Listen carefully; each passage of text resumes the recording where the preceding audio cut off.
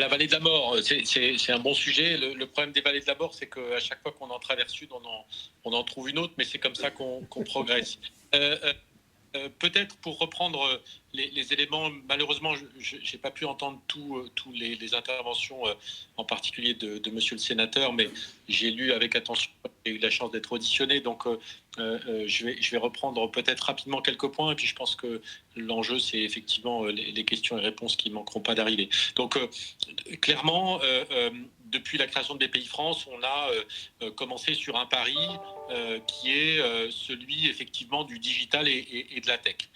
C'est la création de la French Tech en 2013-2014 qui commence à porter significativement ses fruits. On a suffisamment, je crois, été frustré de ne pas être sur cette grande verticale. J'ai envie de dire, la verticale du digital, c'est un peu la même chose que pour moi la verticale de la filière industrielle, de la filière automobile ou de la filière de l'aéronautique. Il se trouve qu'on n'était pas suffisamment puissant dans cette filière et nous sommes en train petit à petit de le devenir avec nos fameuses licornes, des entreprises qui valent plusieurs milliards d'euros, le sénateur l'a dit, qui créent de la valeur et qui se développent et qui on le voit, permettent aussi des choses très concrètes comme Doctolib pendant la période du Covid.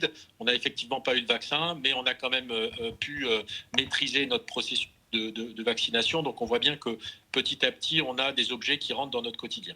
Ensuite, il y a 4 ans, on a voulu commencer à accélérer très fortement sur le monde des PME. C'est la création de la French Fab et la volonté de mettre beaucoup plus de moyens sur le sujet des PME et des entreprises de taille intermédiaire, avec une grosse stratégie d'accélération. Notre conviction, c'est que sur ce sujet, il y a un sujet évidemment de financement et on a de ce point de vue-là augmenté fortement sur la FAB nos financements, mais aussi beaucoup d'accompagnement parce qu'on parle de sujets complexes, d'industrialisation, on l'a dit, d'organisation, de développement international, et donc c'est beaucoup de sujets d'accompagnement.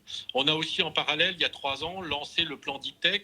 Parce que si on veut plus de technologies qui répondent aux enjeux de demain, il faut qu'on accélère le transfert de technologies entre nos universités, qui sont effectivement des formidables outils pour créer du savoir, mais qui n'ont pas les instruments. Conclure, je crois.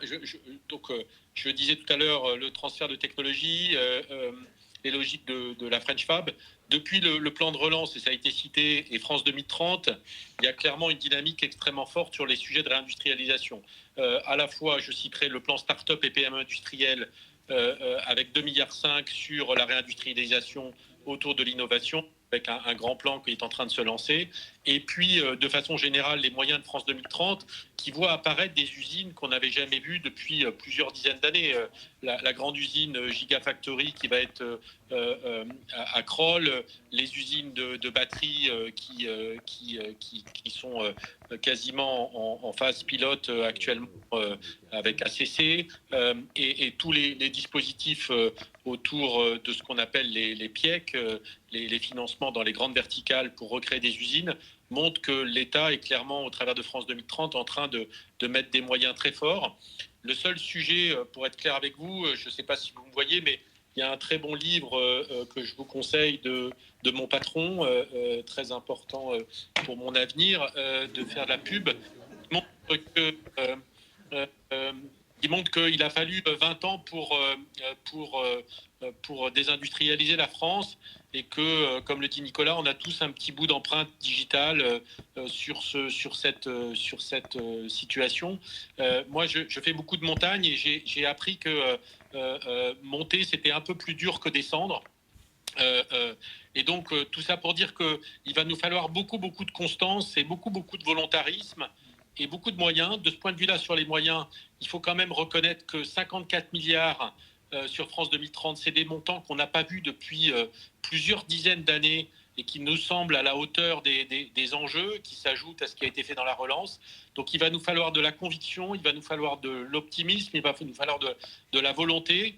Mais clairement, je crois que nous sommes en train de rebâtir petit à petit sur des sujets d'avenir comme l'hydrogène, comme les batteries, comme tous les grands sujets de France 2030, des filières industrielles, de rebooster l'industrialisation au travers des startups ou des PME innovantes, et que tout le monde ayant pris conscience de cette situation, moi je reste évidemment très optimiste parce que au fond on n'a pas le choix, il faut que nous réussissions.